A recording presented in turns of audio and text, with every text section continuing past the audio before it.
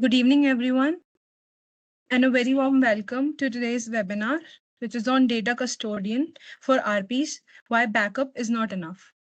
My name is Gunika, and I'm part of DCirrus team, a leading virtual data platform designed to simplify the secure sharing of information for high-stakes transactions. So today's session is focused on important yet overlooked challenge, which is related to audit-ready, legally compliant data retention over the years. So we'll explore why traditional backup and new platforms like ours helps in data custodian services and makes a big difference. We are joined by the esteemed two guests, Lalit Mathur, who is the co-founder of DCirrus with a strong background in this technology. He is lawyer from past 24 years, experience in litigation, M&A, and cross-border transactions. With a career that bridges law, business strategy, and technology, Mr. Mathur brings a unique perspective to today's session. We are also thrilled to invite Mr. Akhil Gupta, who is co-founder and COO of DCirrus, with a strong background in technology-led solutions for secure data management. He is entrepreneur, mentor, and keynote speaker, over 6 years of experience scaling DCirrus into a leading secure virtual data room platform.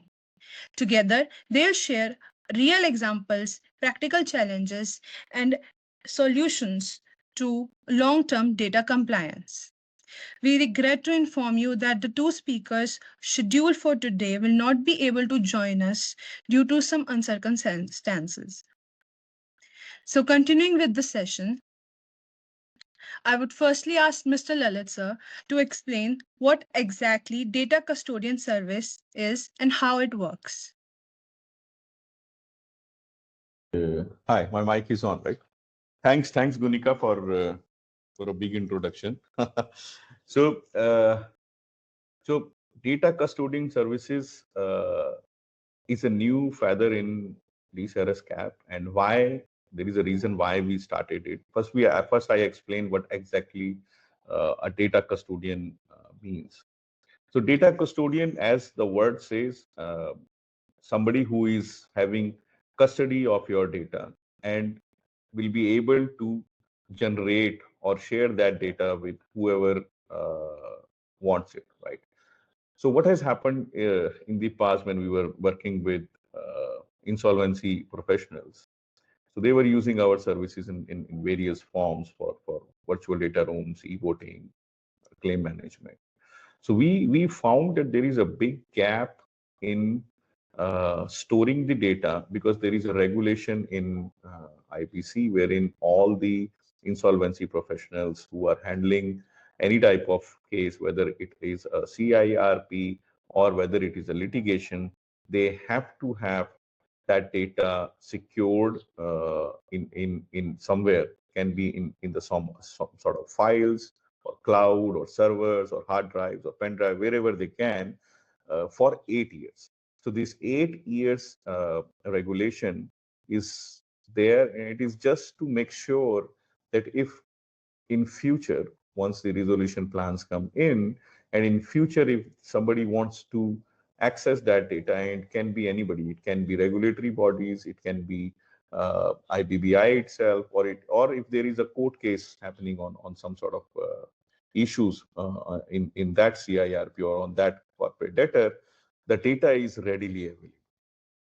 So the challenge today insolvency professionals are facing, because this data is humongous, is a voluminous data with a lot of files, lot of financial statements.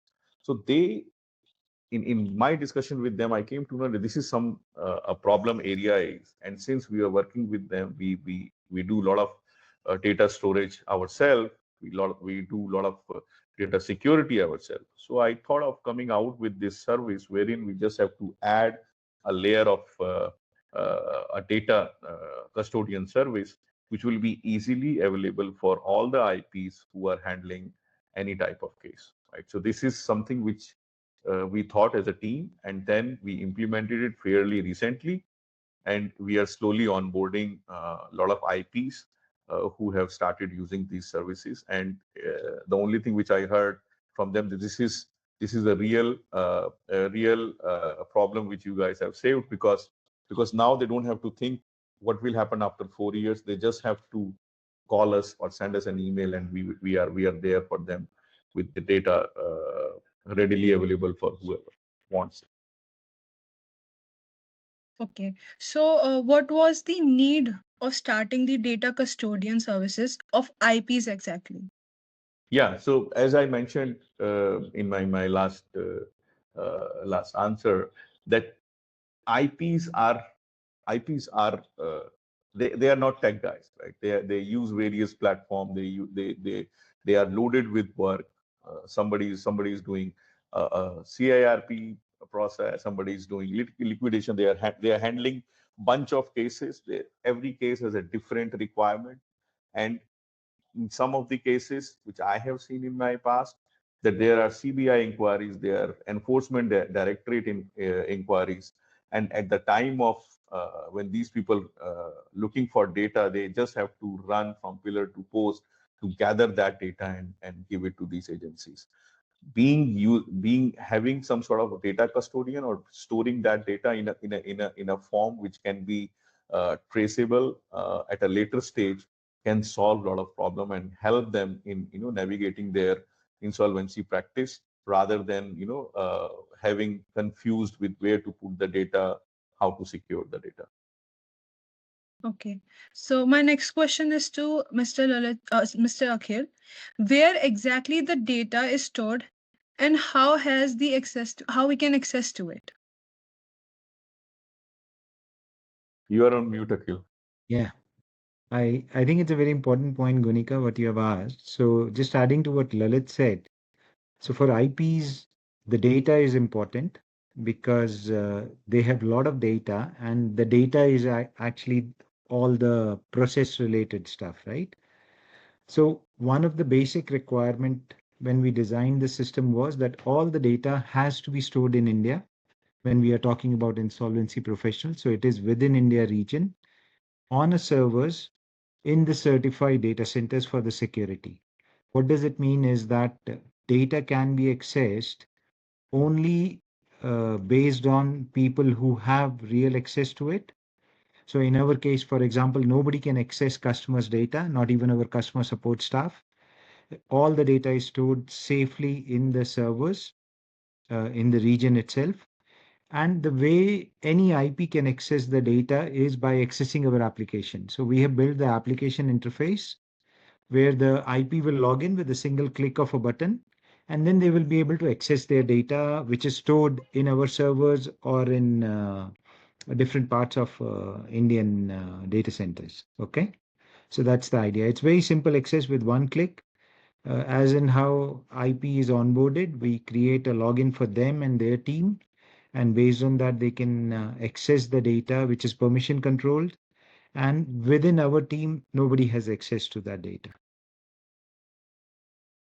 Okay, so now since we understood how it is stored, related to this only, I'll ask Lalit sir that what storage mediums are currently used for storing CIRP or liquidation cases, and what are their challenges? Yeah. So with my experience, having discussions with a lot of IPs who are handling a few of the small cases, big cases, and few of the very voluminous cases. So challenges at the moment, how it happens today. So most of the time, the process runs for, although it's written in 180 days, the process has to be finished, but generally it won't happen because of the complexity involved in the process, because of the litigation in between started. So generally what happens is today, either the data is being stored in pen drives, your typical USB drives, or in hard drives, or in files, the voluminous files you have in a paper files, or sometime, and I would say most of the times, it's both, right? You have some data in your pen drives, in your hard drives, some data available on files, uh, voluminous files, and some data is in the local systems the IP team or the transaction advisor which they have hired. So my experience, that data today is scattered. So when the case is going on, everybody has access to that data, which is okay because the teams are working day in and day out. But what happened when the CIRP is over, when the liquidation is over, that's the time when the data has to be protected, right? Because that's the time when everything goes very weak. Why? Because the case is closed, everything is being settled, there is a new plan, there's a new ray of hope for the companies to start with. Then comes the problem that how we can use this, how to store that data. That's why they don't delete the data, right? So it's just scattered everywhere. And that's why we come in, we pitch in, that okay, you forget about after that process, once everything has been done, post the process, post your order of the NCLT and post the resolution plan is passed and all that, that's the time when we come in as a service provider, take that data from them, push that data into the cloud, which Akhil was mentioning today, and be their custodian. So down the line, after 4 years, somebody, say enforcement director came in, or a CBI comes in, or any other economics fraud wing comes in, or anybody comes in, IBBI comes in, we want to see that resolution plan. We want to, somebody has filed a police complaint, or some investigation is going on in some other case, and we have to actually check what's happening in this case. So we need all the data, right? So that's the time when they don't have to search their computers, every computer, every pen drive they have. After 3 years, we don't even know whether those pen drives or hard drives will be working or not, right? You change your office, all the pen drives are gone, right? You change your office, all the papers are gone. Now that's the time when the stakes are very high. We say that stakes are very high during the process, which are high, but I would say when the regulatory time is there, stakes are still high, because if on 5th year, if you are not able to produce the data required by the agency, then it will create a lot of problem for insolvency professionals or resolution professionals, whoever it will be at that point of time. Because if there is a fraud case going on, if there is a cheating case going on, how they will be able to prove themselves that we are the one who has taken the decision based on the data, right? Because data is not available. And then there is IBBI who will come with their own action, that when we have passed the regulation for 8-year storage of data, why as an IP or an RP you have not stored it, right? This is non-compliance. That non-compliance has its own repercussions, right? Maybe penalty from IBBI, or maybe dismissal of their, or suspension of their license. But it can be anything, right? I'm not the IBBI expert, but what I'm trying to explain is that the process itself is very important. The stakes are very high, but the process won't stop when the resolution plans comes in. The process still goes on till 8 years. So if somebody is become an RP in a system, then it will, from day one till the CIRP, and from CIRP to 8 years, the risks are high, the stakes are high, and all that stakes are to be taken care of by storing and capturing the data in a proper manner. So since they must be dealing with a lot of sensitive data, and in insolvency cases often involve high stakes sensitive data, from financial statements to personal information. So how do you safeguard this data exactly? Yeah, so as I mentioned, that once a CIRP is over or liquidation is over, any RP or any IP can call us and they say, oh, I have this bunch of data. Now, what should I do with it? Right. So at the moment, they have, most of the times I have seen that data is either in their hard computers, in their laptops, or their personal computers, or for whatever office computers, and in hard drives or pen drives. Right? So what we are going to do, our team are going to do, is to collate at that data the way RP wants them to do, and then that push that data into the cloud. And pushing that data is a process which can happen from the RP's own office, or it can happen from our office where you have good connectivity. You will be surprised to know that I have a RP who is, I will not name the firm, it's a big renowned firm. He is working with them. He has more than 1 terabyte of data. And he has those hard drives, and he carries those hard drives in his bag. I said, why you are carrying these hard drives? He said, it's my responsibility to protect this data, and this data has to be with me. It should not go out in the public, and all those things he was saying.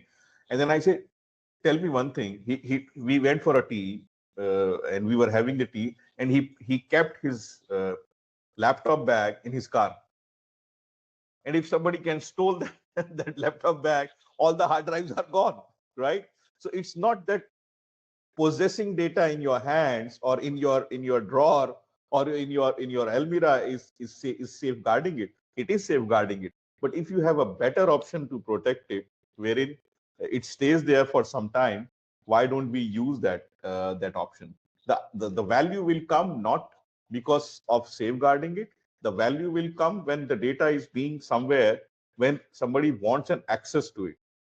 So if somebody wants an access to it, you just can't bring those hard drives and just give those hard drives to somebody, and you don't know what's happening with that data, right? So you have to have some sort of mechanism wherein if you are giving that access to somebody, you should track that access. You can have some sort of a mechanism to see who is viewing the data, when that data was viewed. For example, if investigation starts and investigation happens, somebody wants to investigate, and there are various agencies comes into action. I remember a case, a very big shipping yard case we were handling, and there are CBI inquiry, there are ED inquiry, there are income tax inquiry, there are GST inquiry. You name the company, you name the agency, and everybody was there, right? And they have more than like 300 gigabyte of data. Imagine how much data they have. Now, that company, I think 4 to 5 people were only handling the data and passing on that data to these agencies. Okay, you will take care. 2 guys will take care of the enforcement director. 2 people will take care of the CBI. 2 people will take care of the GST. So imagine 10 people are there just to answer or address the questions and exchange data with all the top agencies.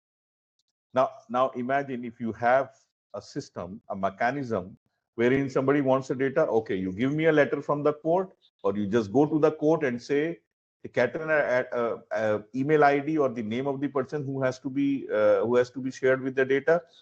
Just share the data and watch what have the audit trail. And at the end of the day, just file your document before the court, before the NCLT. We were asked with the data, and this is we have given the access to. Imagine the life of an IP or an RP will be so easy with some sort of system wherein, some sort of central system wherein it can be used. Okay, now we would like to see the technicality of it more. So my next question is for Mr. Akhil. How do this platform ensure end-to-end encryption, access control, and breach prevention? Yeah, I think it's again a very good question, Gunika. So let's take a real world example, the RP, what Lalit was mentioning. So as compared to today's world where a lot of people, they store their data on hard drive.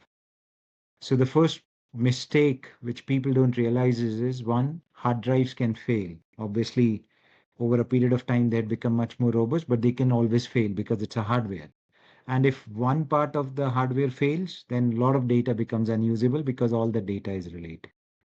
Second thing is what can happen on a hard drive is anybody can steal it, that hard drive, right? So all that data is stored in clear, meaning it is stored in readable formats. So anybody can get access to that hard drive, can get access to the data and can copy the data or read the data, or maybe doesn't even copy or just get an access to hard drive and read the data, right? So these are some of the drawbacks. What happens when people use hard drives, such kind of a thing. What we have done in our system is, what our system does is, one, it allows RP to organize the data better. So very simple process. They can upload the data within our system, which they want us to store. Then what we do is, first, number one, what we are doing is we are encrypting all that data, meaning that data is not accessible in a read-only format. So that's the first part. Whenever we are storing the data is encrypted. Second part, what we do is the access from, for example, I'm accessing it from my PC over application. That connection is also encrypted so that nobody can hack into the connection and try to get access to the data when the data is being transmitted. So what we are using is a technology which is 256-bit encryption, which is make the data safer so nobody can read the data. The way to the end-to-end encryption between the customer PC who is accessing the data and our servers, everything is encrypted as well through the HTTPS, the normal technology on the internet. And then third part, what we do is what we are also storing is the data which is stored on our servers. That's also encrypted, meaning even if somebody get access to the servers, for whatever reason, something has happened, they will not be able to read the data. So that's how we are making sure that all the data is protected at each and every instance. And then what we do is we take the backup of that data periodically, meaning that data cannot be lost. So there is always a disaster recovery mechanism and the data backup of all the customer data. We do it periodically, meaning the customer can be 100% sure that there is no data loss and their data will be intact in the secured manner and when it is stored in our systems. So that's how we are making sure the end-to-end encryption happens with different technologies like HTTPS, 256-bit encryption. We use encryption keys, which are two-way encryptions. So we use all these latest technologies to make the data secure and store it in our servers or in the cloud. Now, since you got to know about the mechanism, Sorry, Gunika, to interrupt you in between. This is for all the audience. If you have any queries or questions, you can put your questions in the Q&A or the chat so that we can take those questions during the session. Continue, Gutinda. so since you just explained the mechanism, can you put more light on it in terms of how to ensure data and audit trials for legal compliance? I think that's also very important because it's not only about storing the data. The next part which comes afterwards is whenever there is any court case or any discussion happening with respect to the data, it always comes in who has viewed the data, who had access to that data, right? So what we do is in our system, we have an auditing system where anybody who accesses the data through our application or our servers, that is logged into the system. That is logged into the system. So, for example, there is an RP which has stored the data within our system, and some of its team members, any of its team members, has accessed that data. So we will record which IP address that data has been accessed from, which is the user that has accessed the data, what is the start time when they accessed the data, end time when they accessed the data, what data actually they looked at. So what happens is that gives us a full audit trail of who has viewed the data, when they had viewed the data, and what type of data they looked at. So in case of any conflict or anybody who wants to get an audit trail, we generate all these audit records and we can share it with, obviously RP has access to that data himself or herself. But in case of it is needed for court purposes, we can also provide that data to the RP so that it can be submitted as an audit trail. And most important point is, whenever there is any system designed for such audit trails, it is very important that those records are not modifiable. Meaning, once somebody had accessed it, they are stored in a secured manner, and that even the system itself cannot edit that data. So there are different mechanisms what we use to make sure that once the logs are submitted, there is no modification of those audit logs. So we can be 100% sure once the log has gone, anybody has accessed the data, not even us or any of our developer can even modify the data, because that is a very important part as well, so that the data integrity, audit data integrity is intact. Okay, so this must lead to a lot of challenges. So now I want to ask Mr. Lalit, related to that, what challenges you have seen when an RP is replaced or retires, and how is case related to this data transferring and transfer to the next professional is done? Okay. So before answering that question, I think I just want to add what Akhil is saying, and Akhil can be can explain it better. So as Akhil was mentioning about the audit logs, right? That's very important. I faced that. I myself faced that in in I think 3 or 4 cases wherein there was a court case happening, and then we have given a lot of data.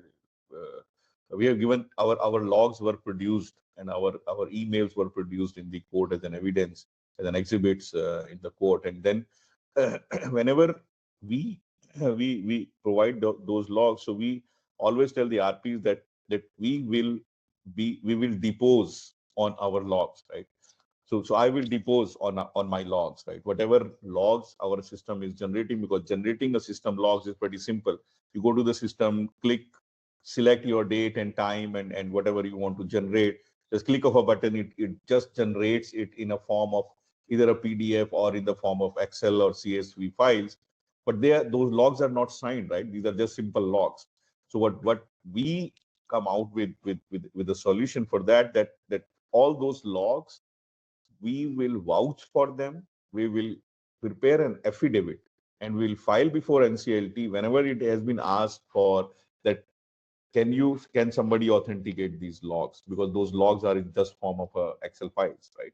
So we as a service provider take the full responsibility of those logs, can depose before any court, whether it's NCLT, NCLAT, any agency in India or outside India, ensuring that the log which were generated from our system are the log which were there, and no modification or no tampering has happened to them. That's one side, on the business side of it, right? The application side of it. Second, I think Akhil can throw more light on that. So we have implemented a zero trust system, right? Zero trust system. So if I will ask, I mean, a lot of time I face these questions wherein people ask me, okay, now we are building a trust with you, and then we are giving you a lot of financial documents and confidential data, and how to ensure that nobody will tamper that, nobody will see that, nobody will manipulate that. How can that happen? So what we have in our company implemented a system called zero trust system. I think Akhil can throw more light on the technical part of it, but on the operation and the business side, I can say this is a system wherein nobody else except few authorized personnel can access the data, can access the servers, and with a proper log, with the proper whatever, so there are two type of logs. One, logs which users use it, the customers use it, and the other type of logs which we check as a company. Is our responsibility to check that what's happening in our systems, because we have a team of 50 people. I don't know who is going and checking what's happening in those machines. That's the responsibility of Akhil, wherein we have come out with that zero trust system. Akhil, why don't you tell something more about that zero trust system which we have implemented in our organization? Yeah. So zero trust, as the word indicates itself, it means that you don't trust anybody. There is no trust on anybody. So the way the technology works is, so obviously the user's data is protected within our system.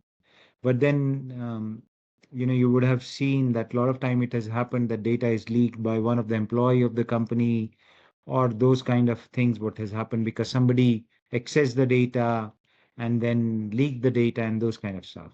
So zero trust mechanism or zero trust technology is basically this new way of restricting access to the infrastructure and to the resources which are used by developers.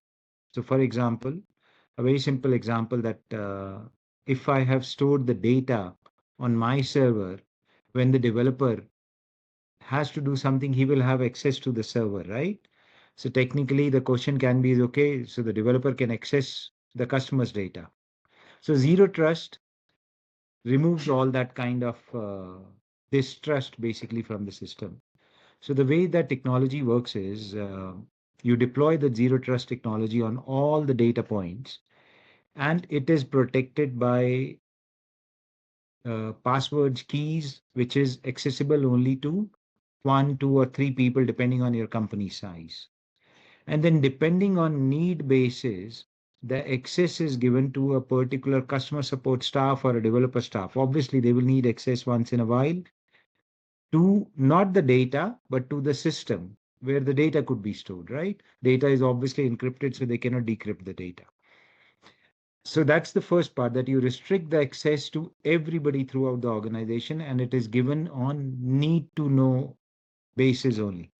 And then second thing, which is very important, is that all that sessions are recorded whenever they are interacting with any of those systems or any of that data, which is accessed by these developers, system administrators, or anybody within our organization.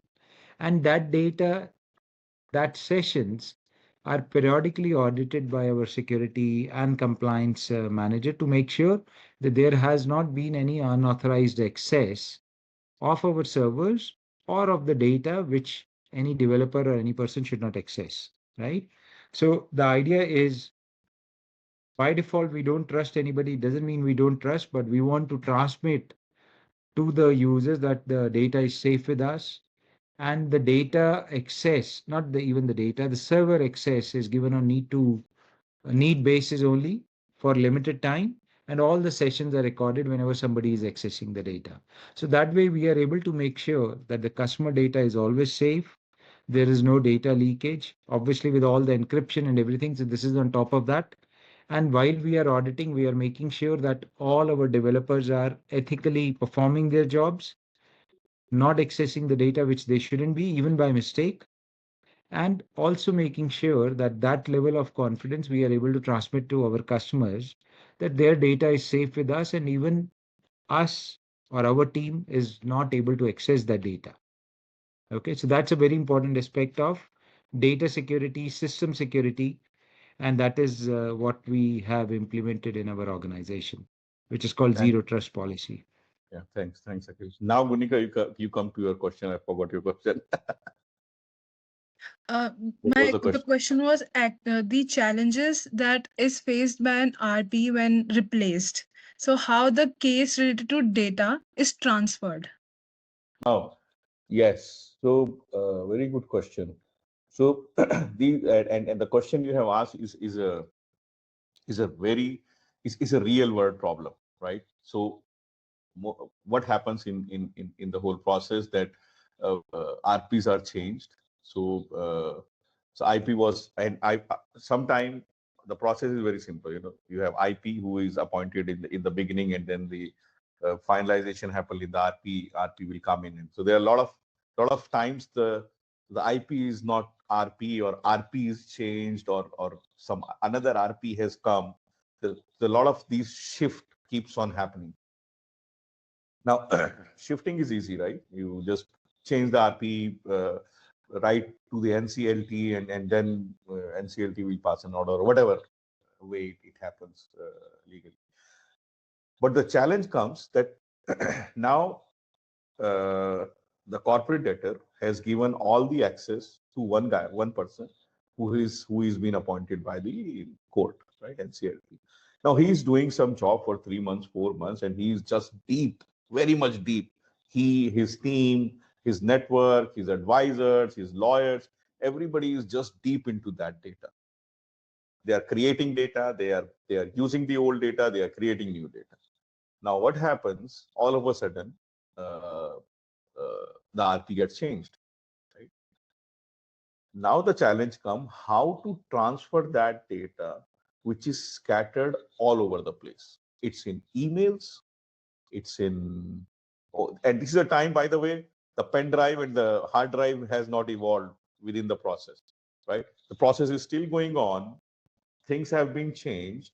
So most of the data, if the claims have already come or partially come or whatever be the case, they are still in the process. Some of these claims are lying on emails. And by the way, most of the cases which I have seen, everybody is using Gmail, right? I don't know why Gmails are being used.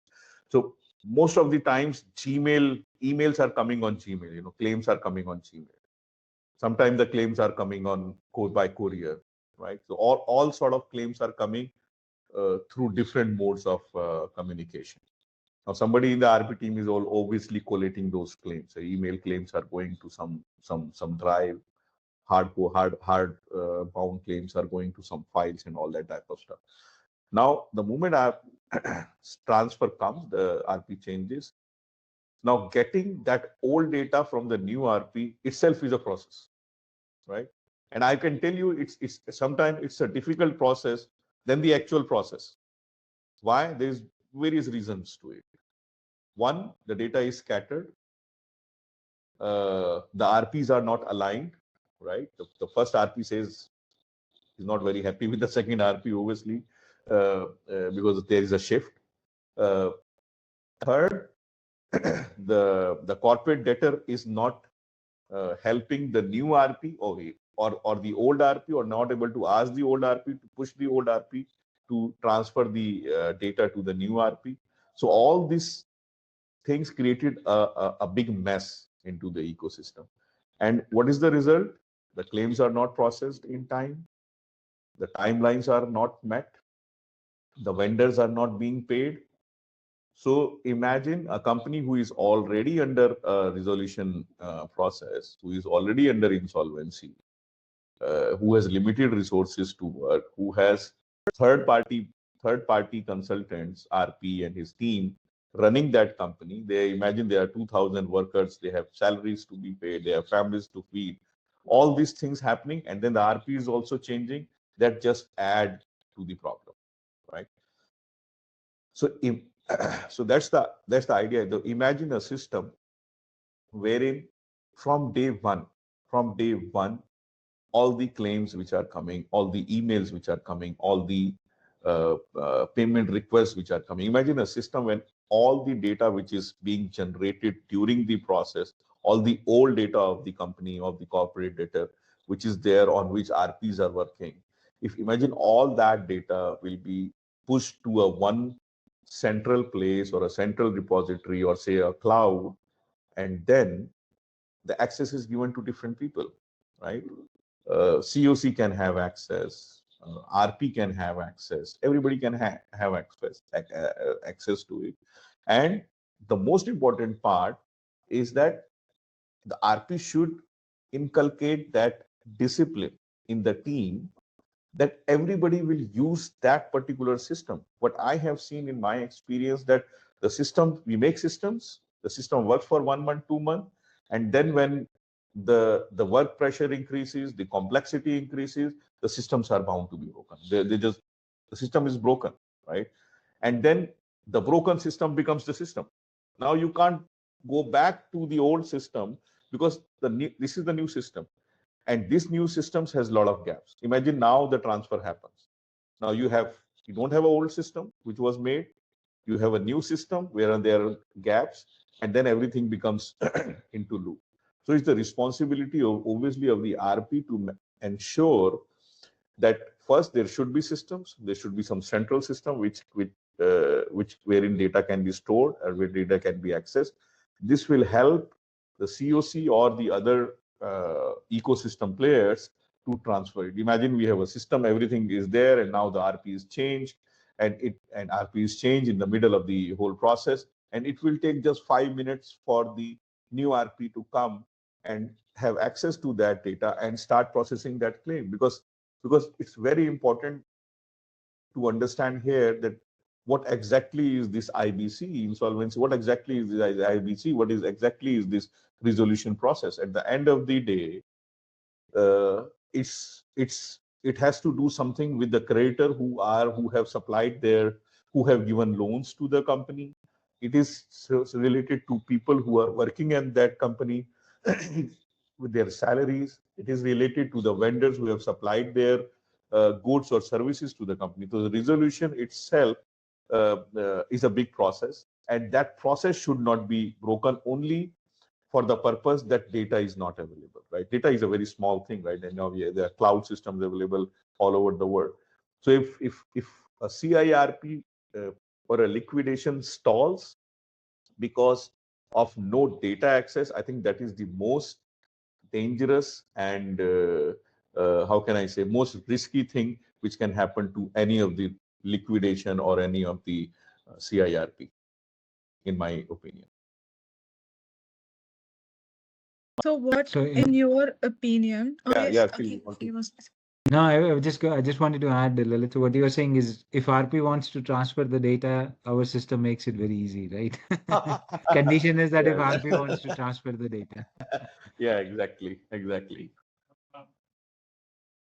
Okay, so what, in your opinion, are biggest fears of IP about shifting from like whatever system they must be using to a different cloud-based platform, for example, ours like DCirrus.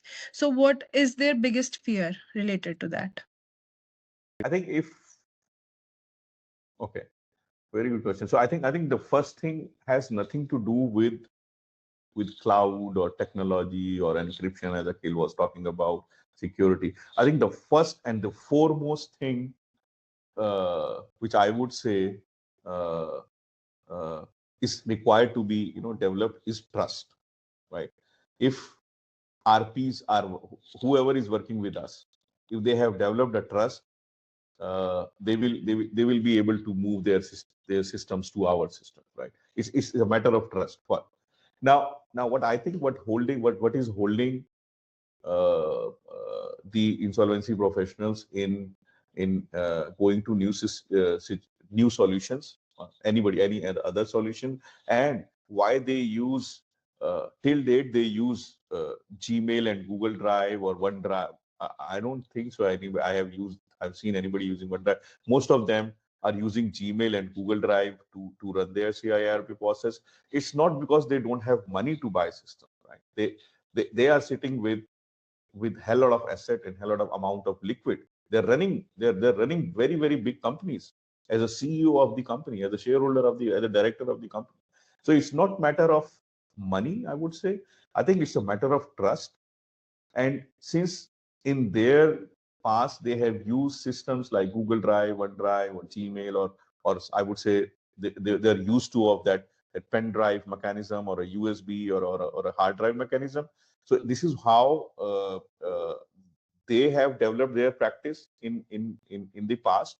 So they trust that method over any other new method, right? So there is always a fear of new thing, right? It's always there, and it will remain, right? So now once if somebody will come on the cloud, the fear will be, oh, now AI has come, right? Whether we adopt AI or not, right? So this is this fear of doing something new will always be there. But at the end of the day, if somebody wants to be more efficient and move ahead in the life, they have to take these type of calculated risk and shift from the traditional methods of handling cases, running their CIRP process or liquidation, to go to the more customized, automated systems, so that they can use that particular time and effort to do more productive work rather than doing a low end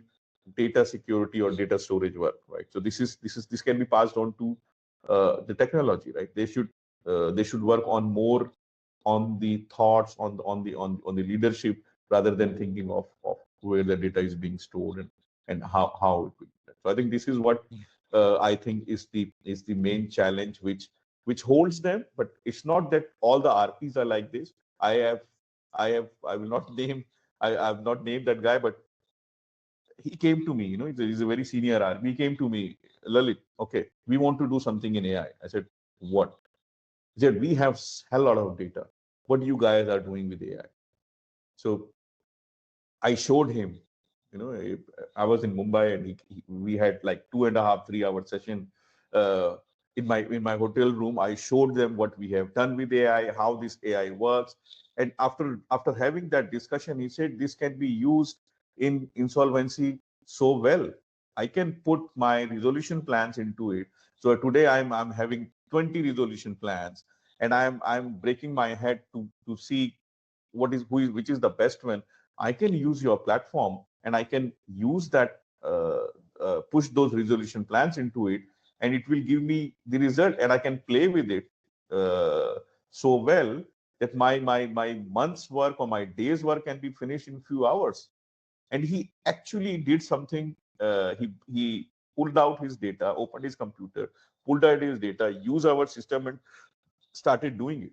He put a lot of bank statements, some of the invoices, and all that type of stuff, and he started matching those, and the result was good. It was able to match. So he said there is a good big case for AI in insolvency, at least in two parts. One, mapping the resolution plans, which is done manually today. Second, when somebody takes control of accounts, or when somebody takes control of the legal department, imagine there is a legal department with 50 people, 100 people in a company. Imagine there is an account department with 20 people, 30 people in a company. The moment RP comes into, takes the charge, now these are the people who are going to report to him, right? Now, as an RP, is his responsibility to make sure that everything is happening the way it was supposed to happen, right? So how can quickly he reads those 200 contracts, or he can read those 5,000 pages of bank statement and find out what's happening. So he can use that systems and learn pretty fast that what exactly happening in the company, and come to that level so that he can actually speak to the legal team, the compliance team, the finance team, right? So this is something like enriching and enhancing the power of RP as a professional to deal with people who are not in their team, not in his team. He just got sit. One fine day you become an RP and you just sit over 10,000 crore company in a CEO's office, and now you have to deal with everything. Right? This is how the system works here. Yeah, very good. Yeah. Let me just add, Lalit, I think a very important point, but also what happens is most of the time people become comfortable because it's not the RP, it's the team who does all the data manipulation majority of the time. Then they become comfortable with one mechanism. So if they're using Gmail and Google Drive, they become very comfortable. And whenever there is a chance to use new system, everybody, all of us are even hesitant to use new system because we have to change our way of day-to-day working, right? And I think that's what makes DCirrus different from other companies. And I just wanted to highlight that. That is where customer support and the onboarding plays a very important role, right? So for us, it's not only about building a system, it's about doing a hand-holding of the RP and their team on how they can use the system, because that gives them a comfort level. Obviously, trust is, a lot of people can claim they've used the best technology, but if somebody doesn't give a comfort to the team that whatever you used to do yesterday, there is a better way to do it today, people will still not use any system, right? So I think that's what makes us a little bit different as well, that our focus is always on people, who are not really technologists. Means we don't design 300 kind of functionalities in our system. We want to keep the system simple so that it can be used by any layman, and they don't lose that comfort level which they had with Google Drive and Gmail or whatever when they're using our system. But in fact, what they gain is that there is always a customer support to handle their questions. There is always a customer support who can tell them, okay, I want to do this thing. How can I do it? Right? And being an Indian company, for us, this is another most important stuff I wanted to add, is that a lot of time it has happened that some RP has come and said, hey, look, I want to add this functionality which is not there, right? Because Gmail, Google, they don't listen to them. Whereas our philosophy is, we want to really satisfy the customers. A lot of time it has happened that we have built specific functionalities for that particular RP, which later has been used by other RP. So we are building, so it's like knowledge building on top of one RP and other RP. So I think that what makes us different, and that is where we can provide the comfort level to the RPs to move away from their traditional data processing mechanisms to a system like us. So I just wanted to add that, Lalit, because I think it's very important. No, thanks. Customer That's support, really- onboarding, and giving Yes, the it is. comfort level to the RPs, It okay, is. and their team It is. specifically. Yep. No, I think it's thanks for adding that. So my next question is with you only, Mr. Akhil, that you talked about security right now, mentioning about the zero trust policy. So highlighting to that, think of an event, for example, cyber attack or a system failure. So how resilient is the platform in ensuring zero data loss? Yeah, so there are standard mechanisms out there because now the technology has developed very much. So obviously there are two types of mechanism which happens in every system which we have implemented. And I think majority of the cloud providers, they do that as well. But especially in our case, what I can say is that number one is disaster recovery mechanism. So what happens is you always have your active data backup of your system, meaning as and how data is being added, you are taking the backup of your data. So in case where your machines are, suddenly something has happened to that building or whatever, it is called a disaster recovery mechanism. You have an alternative site where you are storing your data. So that's one way to handle the data loss. And the second part is the periodic backup or periodic replication of the data. So what does that mean is that as and how data is there, every night, I think every 2 hours or 1 hour, we take the data backup of all our data, which is stored safely and encrypted manner. So in case something has happened, for example, let's take an example of cyber attack. Cyber attack has happened. So first thing we do is we shut down the access to our servers so that nobody can enter it. Second thing, what we do is we restore the data, which is the last backup we had onto our servers in order to make sure that there is almost zero data loss. Okay, so we'll be wrapping up the session with the last question. How user-friendly are these platforms for someone who is non-techie professional? Yeah, I can answer. Maybe Lalit, you can add. So It's as your I was question, explaining yeah. before, as I was explaining before, the whole purpose is the user interface has to be as simple that anybody can use, right? So there is a saying in the software that if your parents can use that software, then it means you have done it well for other people to understand, right? So that's kind of our philosophy. So our idea is to keep it simple, keep it short. We don't want to give 10 tons of functionalities to the users, which confuses them, but we want to give the functionality which they most commonly use and easy to use. So that's our philosophy. Perfect. Okay, so we're wrapping up the session. Does anyone have any question? Can write them in the chat box or unmute themselves.